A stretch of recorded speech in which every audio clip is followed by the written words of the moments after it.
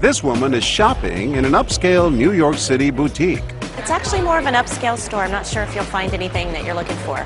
She is looking for a new outfit, but the store's employees are on the lookout for people like her. I don't need you any further in the store because I can't keep my eye on you. People like you come in and they take things. People like me? I think you know what I'm talking about. I don't feel comfortable with you in the store. Keep your eye on these two women.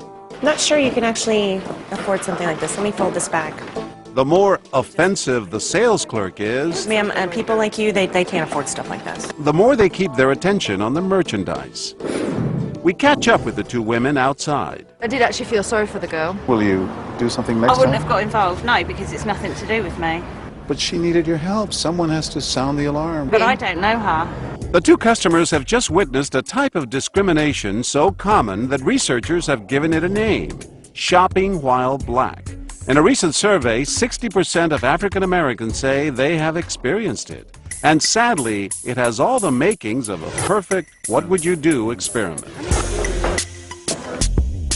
In our scenario, actors portray a store clerk, a security guard, and a shopper who we dressed up and down. She is the target of the abuse.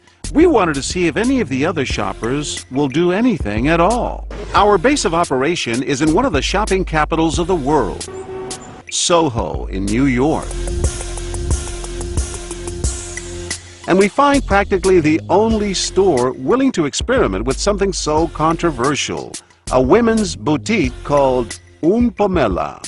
People like you come in and they just slip things in your bag. What You is- have big what is jacket and people like everything. me? I think you know what I'm talking about. If you need to shop in Harlem, go shop in Harlem. You're not shopping in our store. Inside the store, the harassment continues. Put your arms out, please. Not the first time, I'm sure. You know what I'm talking about. Excuse me, I've been searched and I'm just a shopper. Did this happen to you? No response here. And just seconds later, she's back to primping. What is your name? Are you the manager? Yes, I'm just doing my job. You're doing a horrible job, okay? You treat me like I'm a criminal. Watch this couple. They've been browsing right next to our actors. And you're really disturbing them. They should know that they shop in a place where paying customers get frisked. I'm the only black woman in here. Right, And I'm the only person this is happening to. exactly. Our security guard tries to draw the couple in. I don't go to your neighborhood. Why don't You don't go to leave our my neighborhood. You Yes. don't even know where I live. Sorry, I'm so guys. sorry, That's all right. guys. Did y'all need help looking for anything? Or? Just looking for something that she might like. But not a word in defense of our shopper. And we couldn't believe what happened next. Have you guys ever experienced something like that? It's just crazy. What's that? With someone like her coming in, and I mean, she looked very suspicious. I had two ladies like that come in last week. It just looks like they're gonna do something, you know? Probably to play the black card, right? What did he just say? You know? Probably to play the black card, right? Yeah, I guess it just seems like it's more black people than it is than others. We're doing an experiment on racial profiling, and it was all a scenario we staged called What Would You Do? so bad. Suddenly, it seems, he changes his tune. Called What Would You Do? bad. Well, she's okay, but it could have been real. Do you feel it was your role to step in and defend her at all? Would you have defended me? Yes. Meanwhile, back inside the store, Why do I have to leave? I didn't do anything wrong. This is preventative, loss prevention. You're throwing me out of the store because I'm black. notice this customer is having a hard time concentrating on the merchandise. A few minutes later, and just as we did with the man before her, we instruct our sales clerk to engage her. I think it's probably more of appearance than, just that kind of people. The probability is just higher. What does that mean, that type of people? I don't understand. The statistics are higher for people of what? different types. Type, you see, that's the problem. That type, I'm afraid of what you're going to say when you clarify what type means. Yeah. That's really disturbing But to me. it's the facts, and I think it's just. Oh my goodness. You are saying what I think you're saying. I wish you would just stop asking me about this and talking to me. She's so upset, she begins to cry. It's time to introduce myself. Hi, I'm John. I'm John Quinones. I'm the reporter with ABC. Do you know this is part of the experiment, right? I was just told that. We didn't want you to be that upset. We did want to find out how people would react and what should they do and what should they say, because this exists.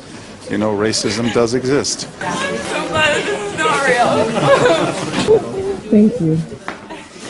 Ma'am, your type comes in here a lot, and I just need My to make type? sure. Yes. This man and his family have a front row seat. Yes. Yes. No, sir. I've had trouble with. Maybe they've heard a little too much. You're upscale. She's not. You know how embarrassing it is to do this to her? No. Why are you singling her out like that? Because look at her. Look at her. What? I've Let's tried go. to protect this store. Let's go. Sir, Stung by the insults, he tries to leave, but our sales clerk won't let him go. we had this happen last week, and I need to make sure that it doesn't happen. It comes out of my pocket. Listen, I'm not stating that you shouldn't do your job, but the way you're doing your job isn't right. So you how would I do it if you don't need to be working here if you don't know how you would do it? He's finally had enough. But you should apologize. That's cold. That's sick. That's sick. Excuse me, sir. Hi, I'm John Quinones. Man, I can't talk right now. I know you're upset. You know what this was? You know what this was? It's an experiment on racism, and a lot of people didn't say a thing, and it's a wonderful thing you did. I usually don't say anything, but I couldn't sit there because it wasn't security after a certain point. You came to my rescue. And no, seriously, it's so humiliating, it's embarrassing. I've been followed around in stores before. I have to be conscious of the way I dress before I go shopping. Almost 100 people witness our scenario and less than 20 intervene. It was clear from our experiment that people of color feel the most strongly, but we were surprised by some of the other folks who decided to step in. I just don't feel comfortable right now with you in the store. I'm sorry, and I can't subject them to this. I think you should put in a complaint. Sorry, as somebody who's shopping, you've done nothing wrong. I've had people like her come in, and this is what happened. I need you to frisk her, please. She's done nothing. I'm just. I have not done anything wrong. Turn around. I'm coming into your store as a customer. Our security guard ignores the women's pleas and moves in. Put your arms out. We're with you, definitely. And just like that, the two women decide to leave the store and take our shopper with them. And an entourage of angry customers follow. She's been completely humiliated by this woman. Outside, the crowd is so caught up in the moment, they begin talking to our camera crew, not realizing they're part of our show. What should people do? Well, I think she should put in a complaint for one thing. I have a confession to make. What's that? This is all part of an experiment on racism. She's an actress. And she's an actress. A good actress too. Well done. You got us. It's a great store. The owner's Jimmy. Hi guys, I'm so sorry. I'm so happy you guys stuck up. Yeah, can I try my clothes on now? Yes, of course. Please. Bye.